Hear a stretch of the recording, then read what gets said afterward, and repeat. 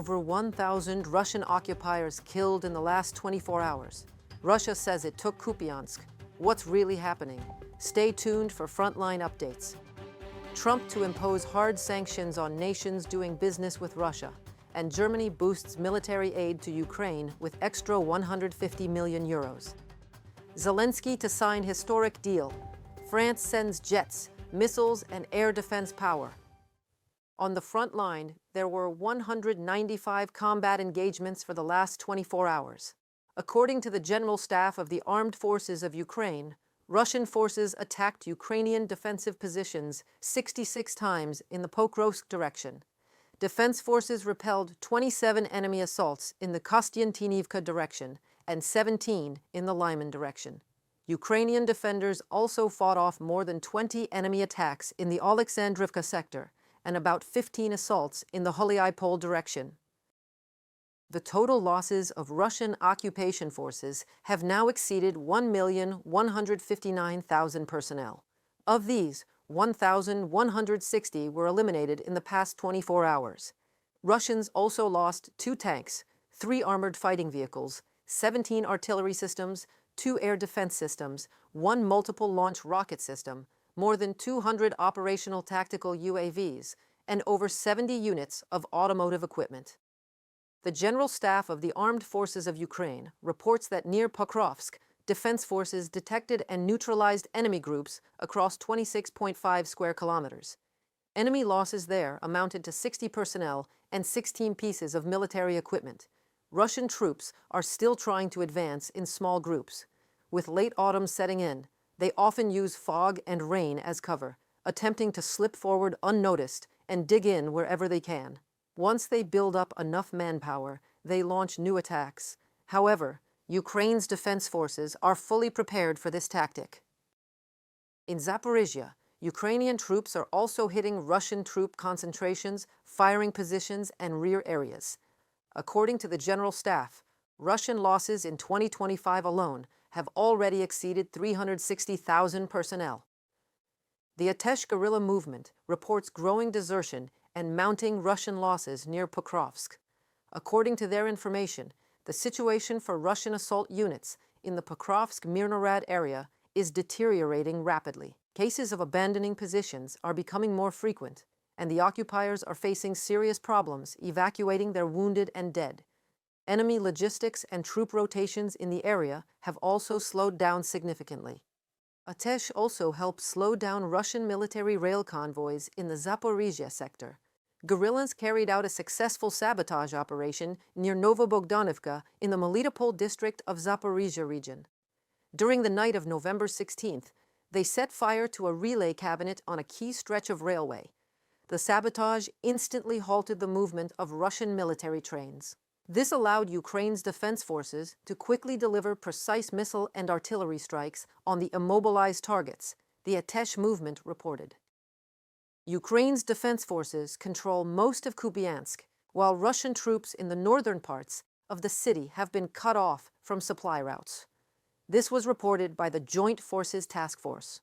Russian units in Kupiansk have been ordered to pretend they control the city by waving Russian flags wherever small groups of their soldiers are present. Occupation forces have even begun placing flags into supply bundles dropped from drones for their scattered troops. The Joint Forces Command added that these staged flag displays are actually helping Ukrainian forces locate and identify the small, isolated Russian infantry groups spread across Kupiansk. Ukraine is expanding opportunities for foreign volunteers within the defense forces. Ukrainian ground forces have announced a new model that will allow international fighters to choose their brigade, frontline sector, and operational specialty. Command notes that the integration formats created in 2022 fulfilled their mission during the most critical phase of the country's defense, enabling rapid incorporation of foreign volunteers ready to join the fight. The core principle of the new system is to make the most effective use of foreign fighters' experience, motivation, and professional skills, placing them in the units where they can have the greatest impact. Meanwhile, Ukrainian Marines of the 40th Separate Coastal Defense Brigade continue intensive training to keep their skills sharp. Their missions on the water are among the most demanding. The success of an entire operation can depend on speed, precision, and seamless teamwork. How troops prepare for such challenging conditions and what obstacles they face during real combat missions is the focus of a report by Daria Lidovenko.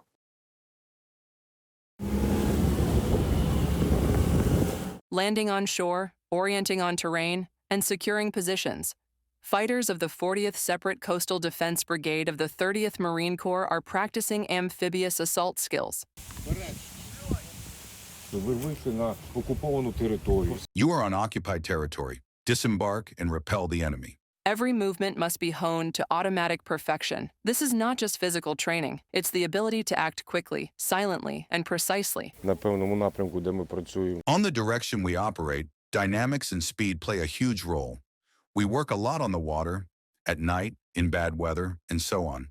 Today, we train the guys who came after basic military training, arrived at the unit, and now we're bringing them up to speed. Most operations are conducted under cover of darkness, yet even at night there is a constant risk of being spotted by Russian drones. There are a lot of drones. A lot. FPV, Mavics, Zala, Supercams, that film and guide. They have a very large radius. We are a priority target, as it's called in the Army, because training plus equipment costs money. On water, there's nowhere to hide. Only skill and luck. On the water, the crew becomes an easy target, so the success of the operation largely rests on the helmsman's shoulders. This mission is carried out by a fighter with the call sign Rumun. His tasks include delivering infantry, evacuating the wounded, extracting prisoners, and delivering ammunition. On the water, it's already the assault troops' skills, so they obey the helmsman because he is their commander on the boat, and you give orders regardless of their rank, so they cover their sectors. No one zones out, both going in and coming back. Do they obey? They obey. What else can they do? Everyone wants to live on the way back. The guys are relaxed and thinking it's over. But for us, the return trip isn't the end either. You're focused both going in and coming back. If the boat is still spotted by the enemy, the route must be changed instantly, or the operation postponed. The guys need to reach the other bank and take positions, so you're not detected. If you realize you've been detected, you have to change deployment locations. Sometimes they have to operate practically blind. Rumun recalls one of the most difficult operations, evacuating a fighter who had lost contact. The difficulty was we didn't know his exact location. We approached one point, shouted, and did not hear any answer. Turned back, and I just happened to hear his response. At that moment, he was left alone because his brothers in arms had been killed. That's why Marine training is as close as possible to real combat conditions. Fighters rehearse every detail, from landing to reaching the line. The main thing is communication, because it plays a crucial role on the battlefield. From my experience, when they're shooting at you, you realize you can be killed, you try to hide somewhere, panic starts, people can get lost, and then the commander's mandatory actions begin. Calm the situation, give clear instructions to save the lives of personnel. Archie has served in the Ukrainian army since 2014. He has experience in the anti-terrorist operation, joint forces operation, and the defense of Melitopol. Since 2023, he has been an instructor passing on his experience to his brothers in arms. On land, we can maneuver and do certain things. On water, it's much harder. I mean for the infantry themselves. In non-standard situations, if someone falls out of the boat, you're no longer mobile. There is danger both there and there that threatens our lives. And this is how we train every day, teach people, improve ourselves so it's safer, and people know how to act and so on.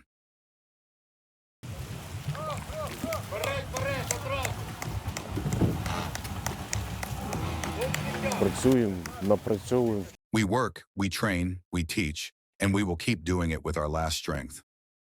On the water, there is no room for error. Every Marine is prepared for conditions where seconds decide everything. Marines are trained as universal fighters, capable of performing tasks in any terrain and any weather.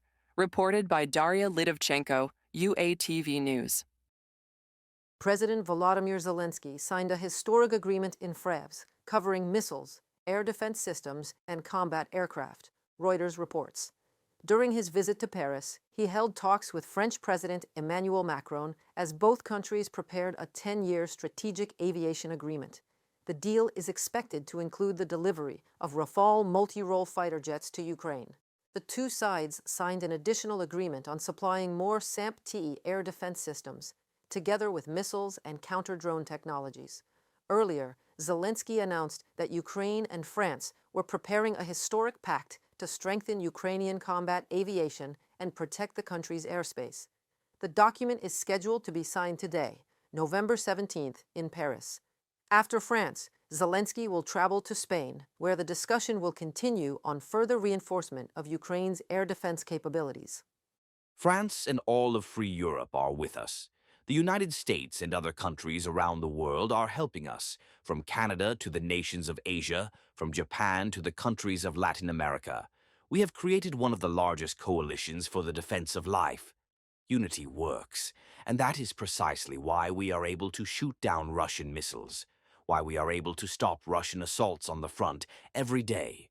We are restoring our energy sector. It is very hard, very difficult, but we are rebuilding everything. Our infrastructure when Russia destroys it, and most importantly, we give other nations hope that Russia will not succeed in making war a new norm. Explosions were reported yesterday evening in Oryol, Russia. Numerous drones were reportedly heading toward the city, according to Russian social media sources. Local reports suggest a possible strike on the Oryol thermal power plant, which could have a significant impact on the region's energy infrastructure. The plant supplies electricity to both industrial facilities and residential areas. Ukraine's defense forces struck an oil refinery in Russia's Samara region and a drone storage facility operated by the Rubicon unit. According to the General Staff of the Armed Forces of Ukraine, these operations aim to reduce the enemy's offensive capabilities and disrupt the supply of fuel and ammunition to Russian troops.